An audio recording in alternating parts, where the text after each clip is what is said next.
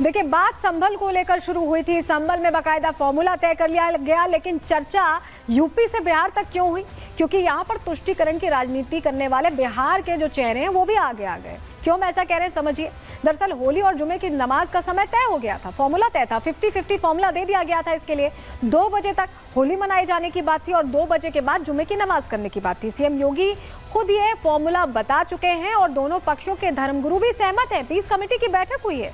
तुष्टीकरण वाले नेता यहाँ क्या विवाद बढ़ाने की कोशिश कर रहे हैं, क्या इस बात को अलग ओर ले जाने की कोशिश कर रहे हैं, ये अपने आप में प्रश्न बना हुआ है। लेकिन आपको बताएं, इस बीच जो बलिया विधायक है उन्होंने भी एक मांग की है। वो खिन्न हो गई हैं जिस तरह के बयान तुष्टीकरण की राजनीति से किए जाते हैं, उससे प्रेरित होकर किए जाते हैं। और उन्होंने क्या कहा वो भी जान लीजिए।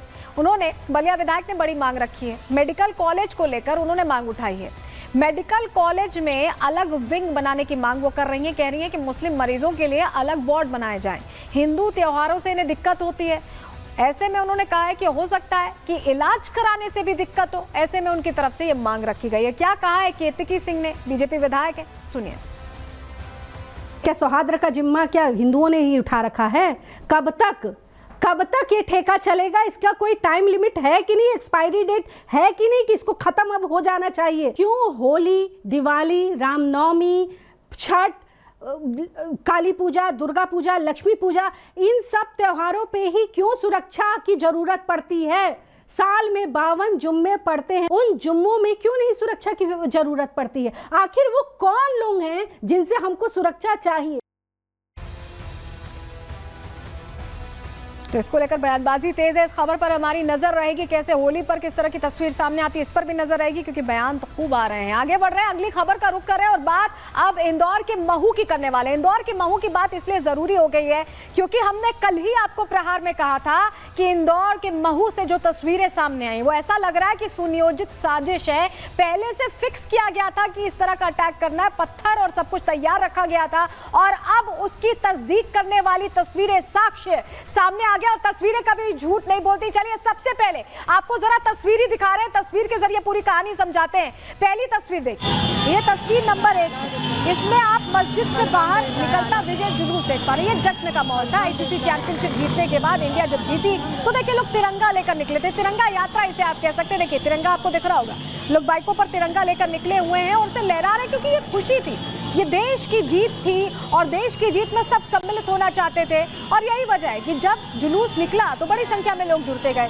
लेकिन ये मस्जिद के बाहर निकल रहा है। आप जरा तस्वीर नंबर 2 दिखा रहे हैं। आप तस्वीर नंबर 2 आपके लिए देखना इसलिए जरूरी हो जाता है क्योंकि मस्जिद से लोगों को बुलाता एक शख्स आपको दिखाई देगा। देखिए शर्ट, व्हाइट शर्ट में ये शख्स जाता है और उसके बाद अंदर जाकर लोगों को बुलाता है, हाथ से इशारा कर रहा है। आपको दिखाई दिया, देखिए कैसे एक शख्स को अंदर भेजता है और हाथ से इशारा कर रहा है। हम आपको बाकायदा एरो लगाकर दिखा रहे हैं। देखिए कैसे बुला रहा है, आप हाथ का इशारा देखिए। ये किस लिए बुला रहा है? ये इसलिए बुला रहा है क्योंकि ये हमला करवाना चाहता था। अगली तस्वीर, तस्वीर नंबर 3, तस्वीर नंबर 3 दिखाते हैं आपको। ये देखिए मस्जिद से बाहर कैसे, देखिए एक एक करके लोग निकलेंगे। ये देखिए तस्वीर देख रहे हैं आप, एक एक करके हम हाईलाइट करके आपको दिखा रहे हैं चौकोर घेरे में कैसे एक एक करके लोग निकल रहे हैं। बुलावे के बाद लोग निकलते हैं।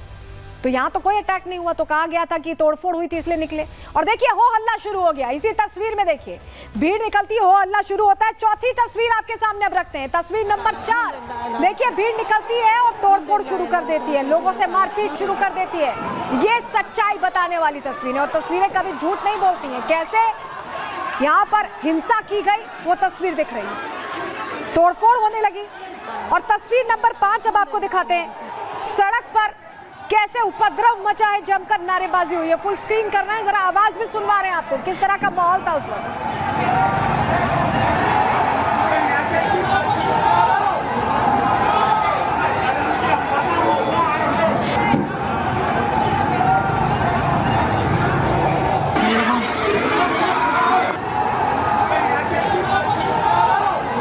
तो ये 5 तस्वीरें इसलिए दिखाई है क्योंकि 5 मिनट 40 सेकंड का एक वीडियो आता है, नया वीडियो जो सच बता रहा है, सच्चाई कह रहा है महू की, महू हिंसा की।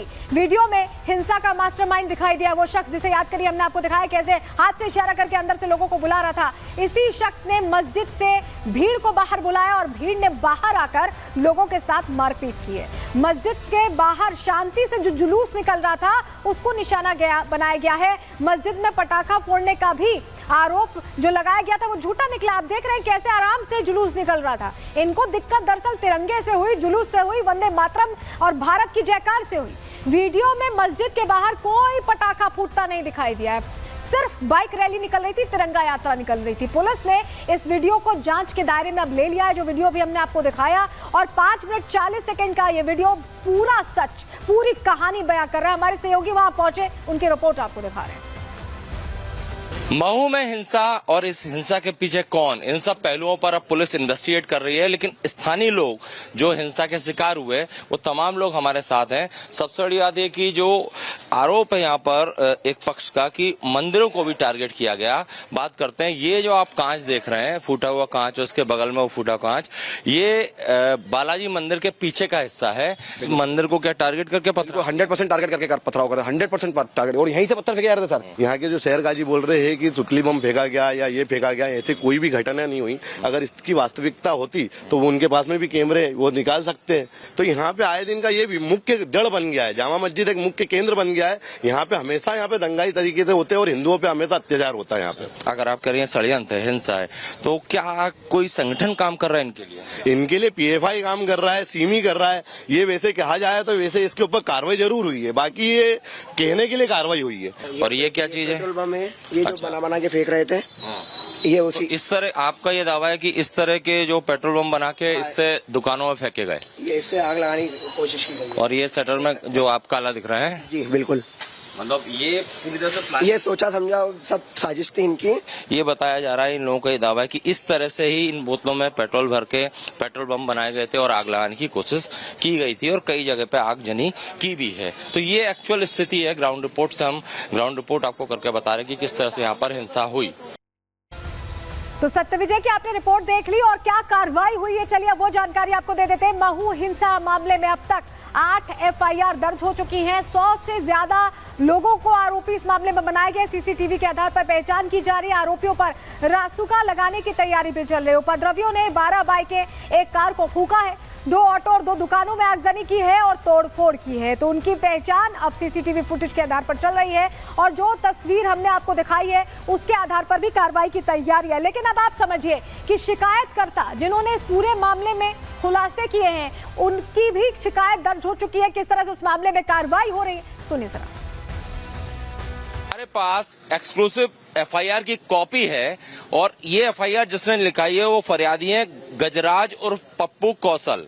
ये जो भाई साहब हैं गजराज है और इन्होंने FIR लिखाई है जिसकी एक्सक्लूसिव कॉपी हमारे पास है। गजराज जी, जो FIR आपने दर्ज कराई है 17 लोगों के खिलाफ, उसमें पहले तो बताइए हुआ क्या था? सर, हम तो घर में बैठ के मैच देख रहे थे, हमारे परिवार के सहित, बच्चों के सहित। हमारा घर इनके जस्ट पीछे दीवार से लगा हुआ है, इन्हीं लोगों का। तो चिल्ला पुकार की आवाज आई तो हम ऊपर गए देखने, तो इनके